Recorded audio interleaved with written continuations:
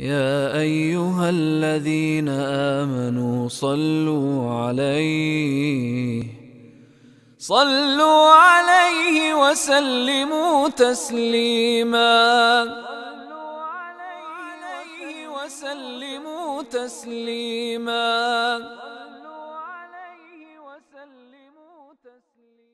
علی رضی اللہ عنہ جب نبی اکرم صلی اللہ علیہ وسلم کا حلیہ بیان کرتے تو کہتے، نہ آپ بہت لمبے تھے نہ بہت پستہ قد، بلکہ لوگوں میں درمیانی قد کے تھے۔ آپ کے بال نہ بہت گھنگریالے تھے نہ بالکل سیدھے، بلکہ ان دونوں کے بیچ میں تھے۔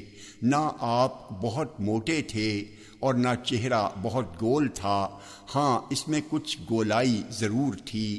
آپ گورے، سفید، سرخی مائل، سیاہ چشم، لمبی پلکوں والے، بڑے جوڑوں والے اور بڑے شانے والے تھے۔ آپ کے جسم پر زیادہ بال نہیں تھے، صرف بالوں کا ایک خط سینے سے ناف تک کھنچا ہوا تھا۔ دونوں ہتھیلیاں اور دونوں قدم گوشت سے پر تھے۔ جب چلتے زمین پر پیر جما کر چلتے، پلٹتے تو پورے بدن کے ساتھ پلٹتے۔ آپ کے دونوں شانوں کے بیچ میں مہر نبوت تھی۔ آپ خاتم النبیین تھے۔ لوگوں میں آپ سب سے زیادہ سخی تھے۔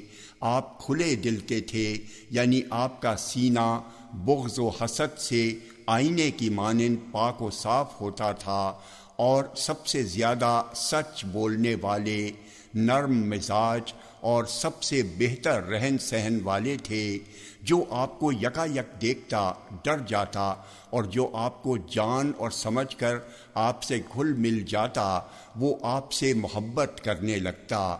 آپ کی توصیف کرنے والا کہتا، نہ آپ سے پہلے میں نے کسی کو آپ جیسا دیکھا ہے اور نہ آپ کے بعد، صلی اللہ علیہ وسلم۔